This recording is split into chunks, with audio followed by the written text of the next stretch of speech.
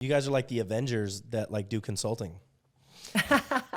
That's a great way to look at it. Like, I'll have to let everybody right? know Like your that. superheroes that are like, all right, guys, we're going to do consulting now. We're going to tell you guys how great we are and why we're so great. Ideally, we're not doing that. Ideally, we're coming at it from a perspective of here's some of the hard lessons I learned along the way. I don't really Valid. want you to go through what Valid. I You went don't even, through. y'all don't need a flex because Yeah. the resume flexes for you, which is great. Yeah. Yeah, I don't want you to have to go what I went through, but I want to share some of the lessons with you. Hey, I'm Armando Leduc, producer, film actor, and owner of Leduc Entertainment. I've chosen a life off the beaten path and wanted to find others that are doing the same. Spaghetti on the Wall is a show based on all of the years that I've thrown spaghetti on the wall and nurtured what stuck. We will share fun stories, ideas, tips, tricks, and more. Welcome to Spaghetti on the Wall. Good morning, good afternoon, and good evening, depending on when you're listening to this podcast. Welcome to another episode. Kim Campbell's here, everybody. What's up, Kim? Hello, thanks for having me. Oh, man, thanks for being here. So it was Chris or Brian that, and I interviewed both of them, and your name came up, and we were like, well, yeah, we should totally get Kim on the show. So very happy that you're here. Tell the listeners a little bit about your background, and then we can roll into some of those hard-hitting questions. Yeah, absolutely.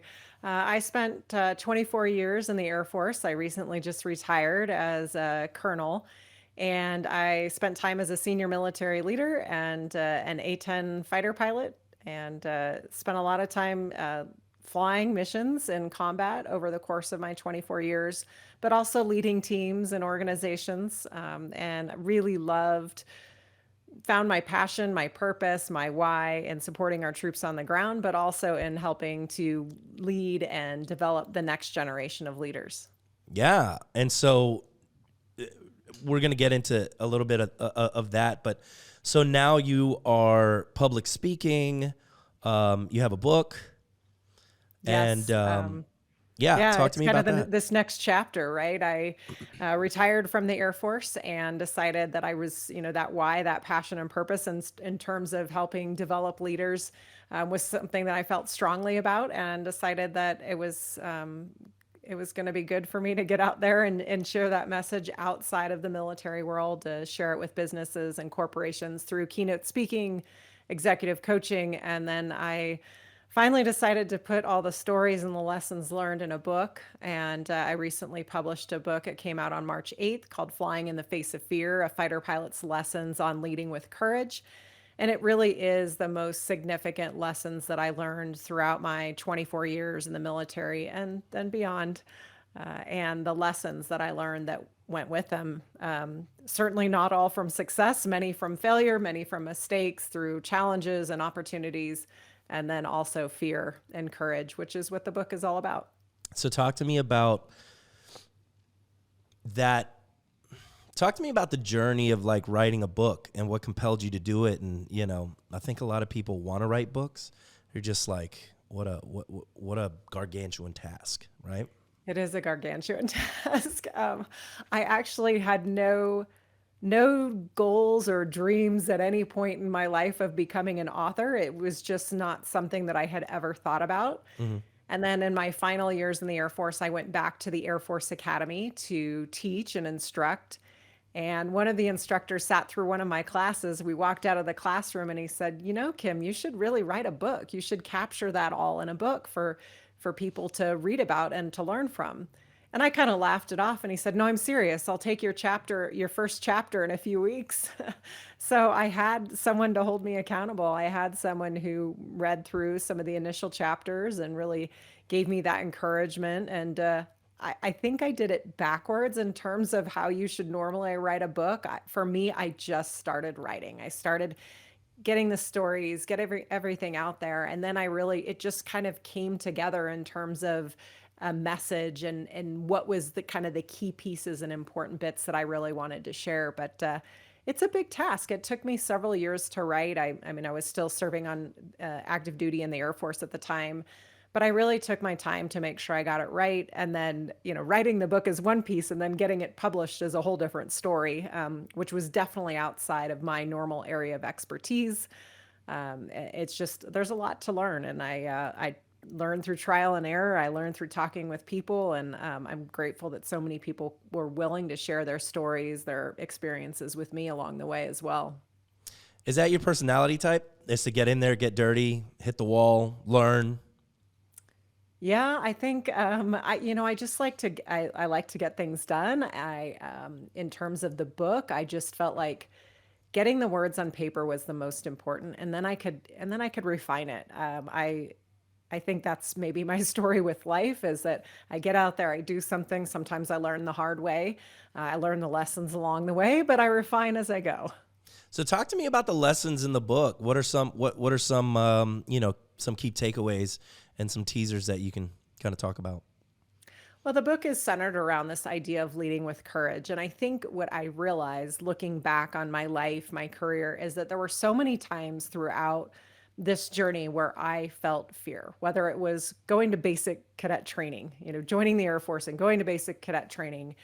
And there were moments of fear, right? I didn't want to fail. I didn't want to let people down. I wanted to make sure I could meet expectations. I think walking into my very first fighter squadron on day one, knowing that I would be the only female fighter pilot, there was a sense of uncertainty, right? This, again, fear of making mistakes or failing and letting people down and letting myself down.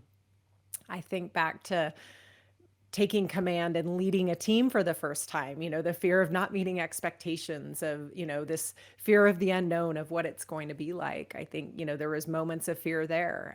I think about dropping my husband off for a 1-year deployment to Afghanistan where I was home with 2 kids, and there was definitely fear and uncertainty and doubt there. But I think, when I look at all that, the fear, the nervousness, the worry, the stress sometimes that comes with that is a normal reaction.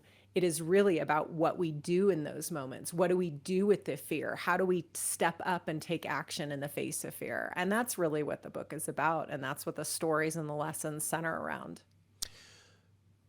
Do you think you became fearless as a result of putting yourself in situations that you had to sort of rise to the occasion, or did you already feel like you had that in you? Fearlessness is an interesting word, like this idea of being fearless. I don't know that when I start feeling those doubts, the uncertainty, the fear, I put in the work. Like I put in the work to prepare. I don't know that the fear ever really goes away. I mean, I feel like it's healthy in many ways because it reminds me that if I'm feeling nervous about something, a keynote speech, an important conversation, flying a mission in combat, then it's time to put in the work. It forces me to put in the effort, to put in the work, to prepare, to practice, to plan for contingencies. And when I put in the work, when I do that, when I put in that preparation and practice, then I feel more competent, which then gives me more confidence. I don't know if I would call it fearless. It's just a function of being afraid and doing it anyway. So is that something that you think can be learned, or is that something just inside people, some people, and then other people it's not? I hope it can be learned because it's things that I'm trying to teach my kids right now, right? Right. Like when they're nervous about something or worried about something, I want them to put in the work. Things don't come easy. Life can be hard, it can be challenging, it can be stressful, but it is all about putting in the work, putting in the preparation. I think about every mission in an airplane that I flew. I did the work. I understood my aircraft systems. I understood enemy threat systems. I did my homework. I did my research. I looked at lessons learned, what had worked in the past. And then I practiced. I would take things a step further, and what we call chair fly, which means sitting in a chair and visualizing critical steps, thinking through radio calls as if we're in the cockpit. It's simply a visualization technique that allows us to practice for these stressful situations.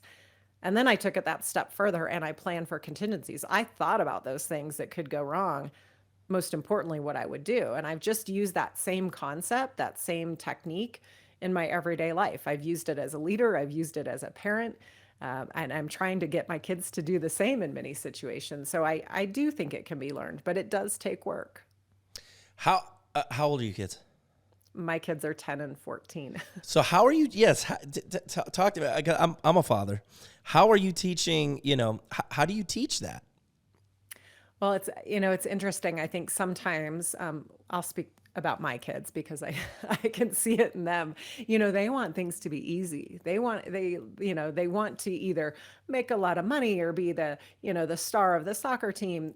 But it's just this reminder, like those are those are incredible goals, but you need to put in the work. And Yeah. so I talk through, how are we going to prepare for those things? What kind of practice are you going to set up? And, I my son is a goalkeeper and we talk about kind of the contingencies, things that could happen in a game. And we talk about it to try to get them ready for it. So I'm really just trying to instill in them this mindset that if you want to be good at something, if you want to excel at something, then you really have to put in the work in advance. Yeah, it's so funny because a friend of mine, we talk about that all the time. Like, we didn't have it easy growing up, right? And so, as a result of not having it easy, we have, sort of risen to the occasion. We had to like make things happen on our own, and it was a direct, the direct correlation of us living a harder sort of upbringing that brought us to this point, and now our kids who, have it easy. It's like, wow, okay, they're not going to really experience that feeling of like, living out of a car, you know what I mean? Or like, that. So it's like, how do you, and so yeah, you can talk a little bit more about that and like that preparation and sort of instilling that mindset, or do you fabricate the mindset so that they can experience that? I mean, how does that work?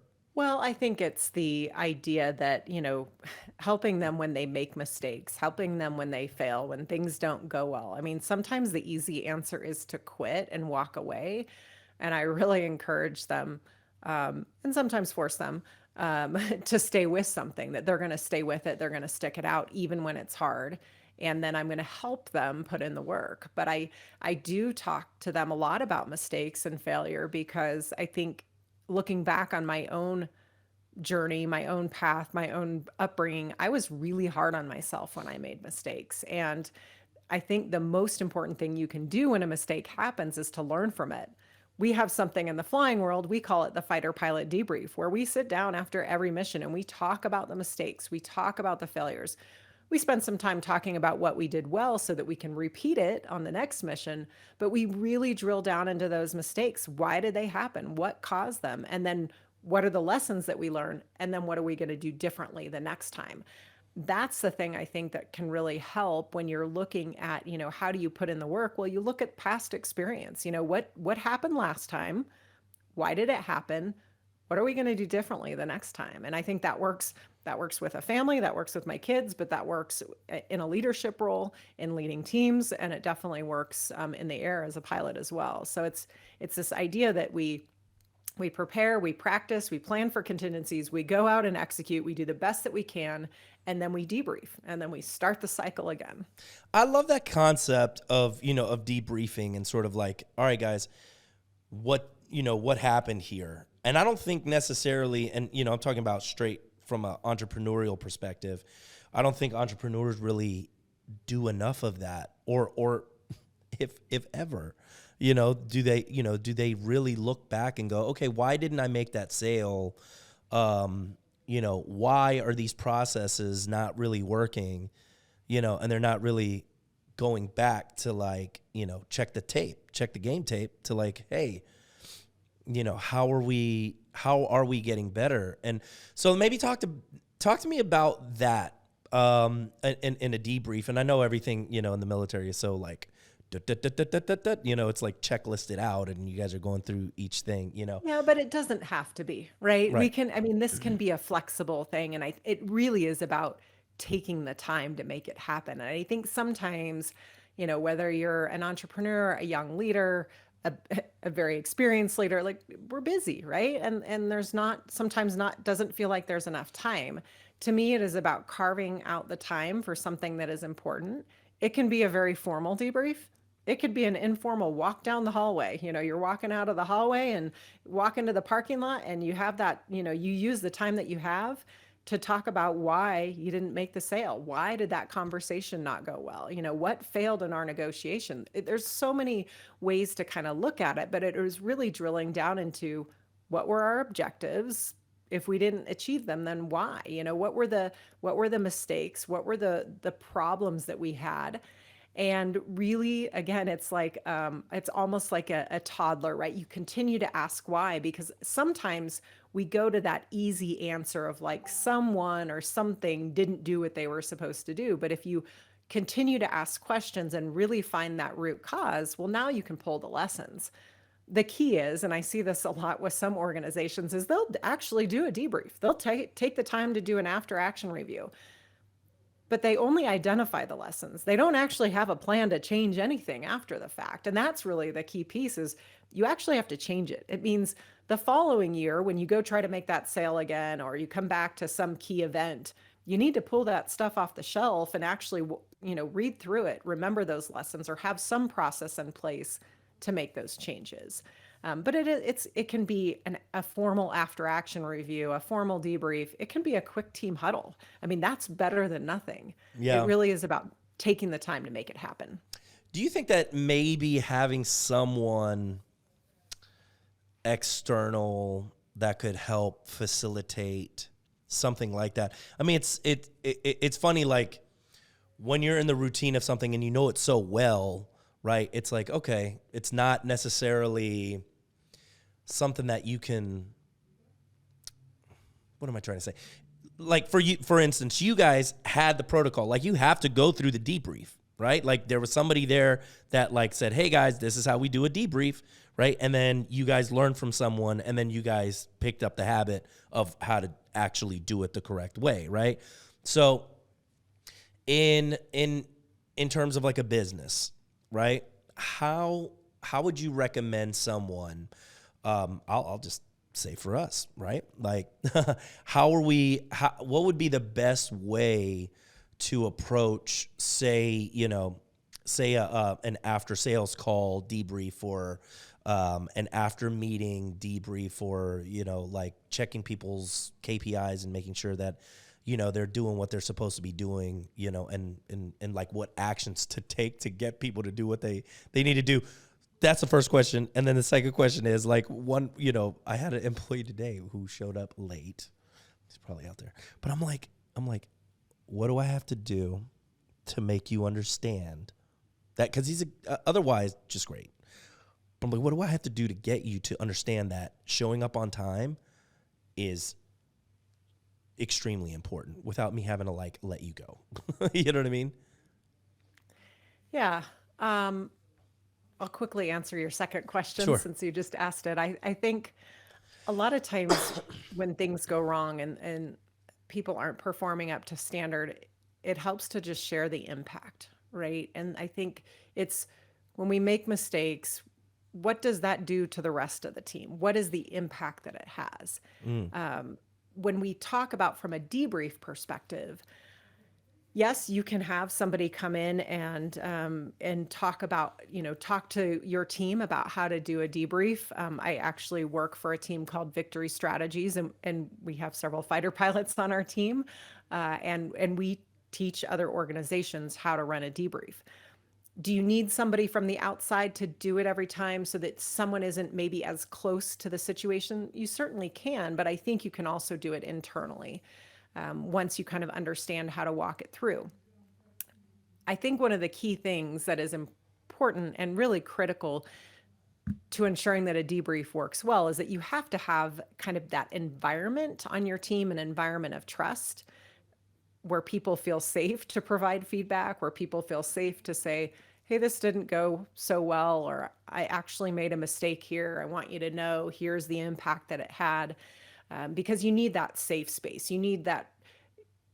I'm going to be able to say that I made a mistake or give you some feedback, and I'm not going to be, blamed or shamed for it. So that environment is critical. And that's really, to me, on the leader to build that culture, to create that environment, but also to set the example in terms of a debrief.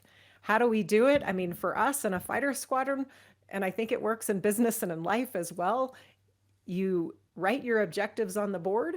You talk about, 3 objectives that you had for that sales meeting, and simple plus and minus. Did we achieve the objective? Did we not? And if we didn't, those negatives, why didn't we achieve it? And then we say, okay, what were some of the causes? We start, really just kind of open the floor, open it up for discussion to say, all right, what do you think? Why do you think we failed at this? Why do you think we made these mistakes? And then you pick a couple that you think are really the root cause, really getting after the problem. And you talk about, okay, that was the cause. So let's figure out what those lessons that we learned and then what we're going to do differently. You can have somebody from the team lead it, a leader of the team. You could have, the person that was running the meeting lead it. The key is it has to be that open conversation. It has to be that environment of trust where people feel like they can share openly without being blamed or shamed. But it really is an effective tool. It is. It just has to be done the right way. And I think a leader can set the example with that by being the first one to say, here's what I did wrong. I did not brief this well. I did not explain this well before we went into that meeting. It's as simple as that, as just taking ownership and accountability for your own actions as well. How long are these debriefs usually? Well, they can last hours if you want them to, Right. but I've also seen them done effectively kind of on the business side, in a car ride back from a meeting. In the virtual world, obviously, maybe we're not doing that quite as much, but, it's as spending 15 minutes is probably better than spending 0 minutes. So whatever time you can allocate for them. But really, an hour, I would say, would be a pretty solid debrief, but it kind of depends on the situation. But some is better than none. Would you recommend having it, like, if you can, immediately after, since it's fresh? I think, yeah, if you wait too long, then sometimes people forget what happened, or they make up, kind of their own ideas of what happened. So in the flying world, as soon as we come in from the flight, we drop our gear, we get some water, we go into the debriefing room. I've seen it, when we execute this from a business standpoint, we run an event, we have a meeting, we come back, we take some time, and then we get right back into it. It's fresh in people's mind. And sometimes the more we put it off, the less likely it is going to be that it's actually going to happen. So talk to me about this, the visionary, no, not the visionary. The visualization. The visualization, the group that you were talking about. Oh, I'm sorry. You're talking about Victory Strategies. Victory the team Strategies. that I'm a part of. Sorry, Yeah. I'm a member of a visionary forum, and so I wanted to combine those. Yes. So talk to me about that. Victory Strategies is I am part of a leadership development firm. We are everywhere from fighter pilots, Navy SEALs, Olympic athletes, and then we have kind of the business side, Fortune 500, former execs and entrepreneurs, and really everybody bringing their ideas, their experience together. And we do leadership development programs, we do keynote speaking, we do executive coaching, we do team building. And the idea is you bring kind of the civilian and military world together, you bring expertise from different areas together, and bring that into a business, a corporation, to help them develop from a leadership standpoint or a team building standpoint. But it's been a fantastic team to be part of, and it's incredible what we're able to learn from each other. You guys are like the Avengers that like do consulting. That's a great way to look at it. Like I'll have to let everybody like, know like that. your superheroes that are like, all right, guys, we're going to do consulting now. We're going to tell you guys how great we are and why we're so great. Well, awesome. ideally we're not doing that. Ideally, we're coming at it from a perspective of, here's some of the hard lessons I learned along the way. I don't really want you to go through what I went through. Y'all don't need a flex because the resume flexes for you, which is great. Yeah. Yeah, I don't want you to have to go what I went through, but I want to share some of the lessons with you. No, that's awesome. So so the group of people that you're working with, is this like an agency? Is this a business? Is there a CEO? Like, How are you Yeah, guys it's a working? leadership development firm run by a CEO, former Navy SEAL. Okay. Um, yeah, And that's exactly what so we it's a do. consulting firm. Like people contact this company, the the Victory strategies. Victory Strategies. And then so if they want a keynote speaker, they can get you guys there. If they want, to do like a weekend retreat, we can, they can get you guys on that. And then you guys, I guess each person specializes in a certain something. Yeah, absolutely. I mean, as a team, we can come together and we do different events, team building type events, or just have conversations about, and do workshops on leadership for whatever level in an organization. But we also have individual specialties as well. I do a lot of keynote speaking because I like to share the stories and experiences that I've had. And I'll go out to companies and organizations and visit with them, spend some time with them, and then do a keynote, maybe followed by a fireside chat where people can really dig in and answer or ask some of those tough questions. That's very cool. How did you come up with this concept? Do you know? Victory Strategies is a team that I joined, so it started from a Navy SEAL who really wanted to bring the best of both worlds together in terms of the top of the military and the top of business, and really bring those two together to provide that option for companies. You'll see, certainly a lot of military organizations out there, business organizations that focus on leadership, and his goal was to combine the two. So I personally have learned a lot just by being on the team and being part of a team. It's nice, to share ideas and to bring that synergy together. So you get, when there's a problem that a company or an individual is having, you get so many different perspectives that I think really helps us come up with some of the best solutions. Did you know that this was what you were going to be doing after you got out of the military? No, I think, I have been sharing my story and giving speeches for probably 20 years, since I was in combat flying an A-10, and lots of people were interested in hearing about that. But I didn't know I was going to make a career of it. And I think, what helped me is over the course of my time, as I saw my career, I won't say my career coming to an end, probably my journey on that path coming to an end, just because of priorities. I realized that I needed to make sure I had something that I could go do that I was passionate about, that I enjoyed, that I loved. And so as I was transitioning from one career to the next, it was something that I realized that I really enjoyed to do. I was passionate about doing it. It was an opportunity to continue to help leaders develop and grow. And so for me, it seemed like a natural transition. Did they find you or you found them? The Victory Strategies. Oh, they found me. They were like, "Doot, doot, doot." They gave you a call. Did you get like a little envelope that It's exploded after 5 it's seconds? social media these days, right? LinkedIn and connections, and you find out how valuable it is to just connect with people and get to know people, even through social media. You just make those connections, and one connection leads to another. It's been valuable. It's been rewarding. People have reached out to me on social media. That these are people that were troops that were on the ground back in Afghanistan and Iraq more than 20 years ago, and they've been able to find me through social media. And there is goodness in it too, for sure. That's wild. So I know you're part of that group. Do you have so your brand right now is sort of trying to build this this public speaking, and then like business coach or consultant?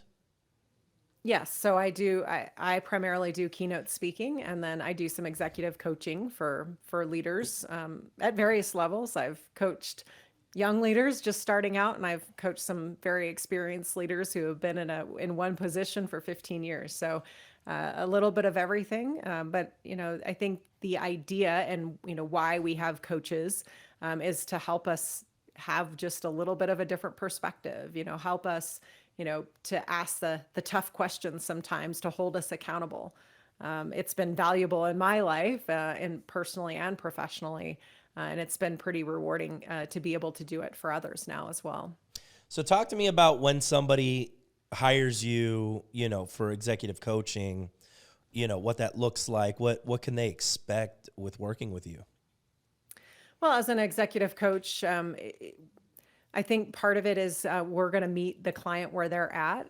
We want to make sure that it fits with their schedule and their timeline. Ideally, we're meeting twice a month for an hour each time. So usually every other week is what we're looking for. But again, we're flexible and we try to meet clients where they're at and try to do what works for their schedule. And, we start out initially, obviously there's, building the relationship, building the connection, building that trust, but really learning about the individual, where they're at, what goals they have, what things they want to work on.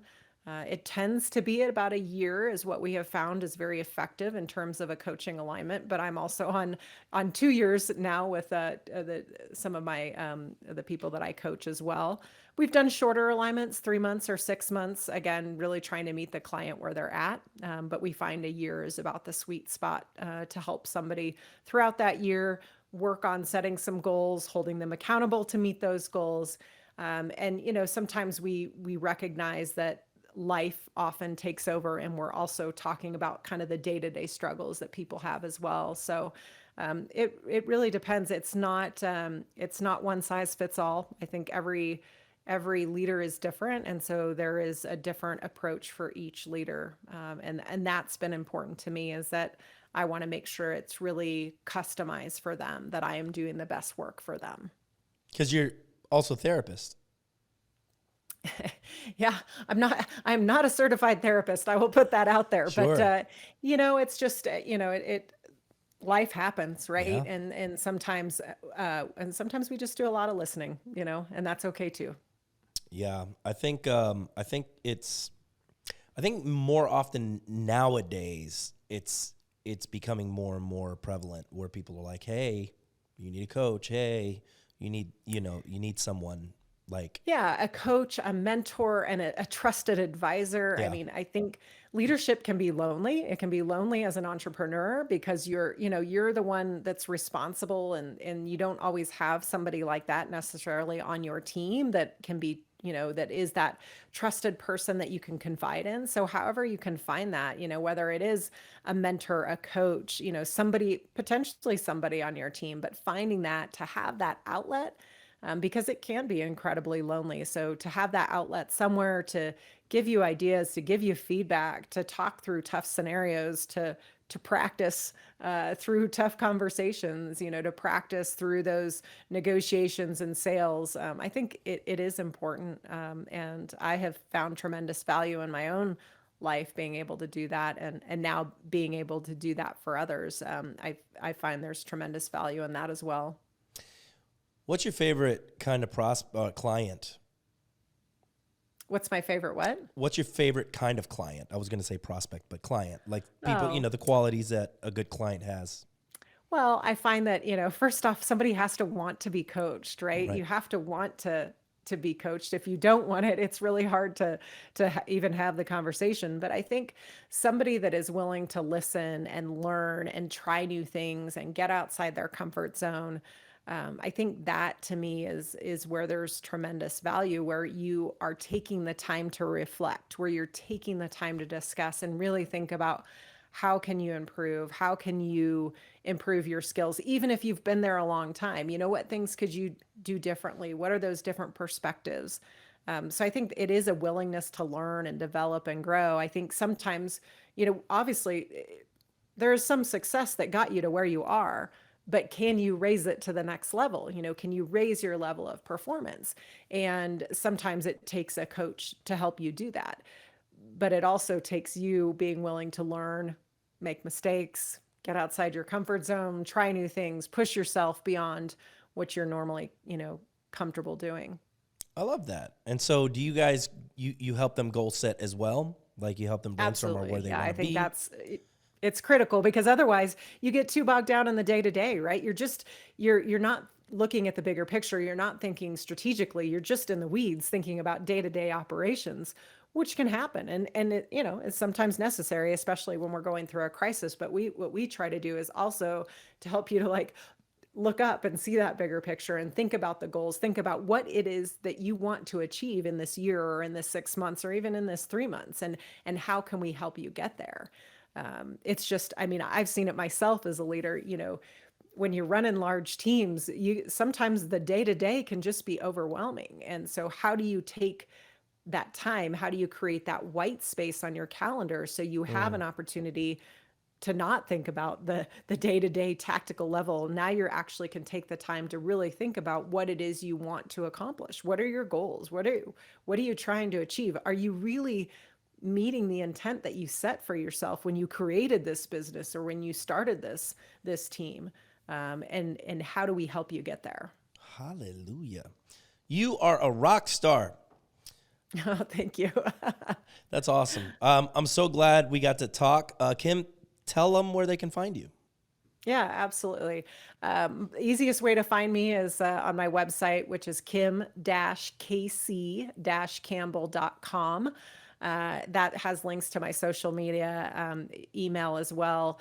You can find me on LinkedIn, Twitter, Instagram, Facebook. So there's lots of options out there. Again, it's just a great way to connect with people. And I find that if you heard something here today that you wanted to know more about, please reach out. Please ask the question.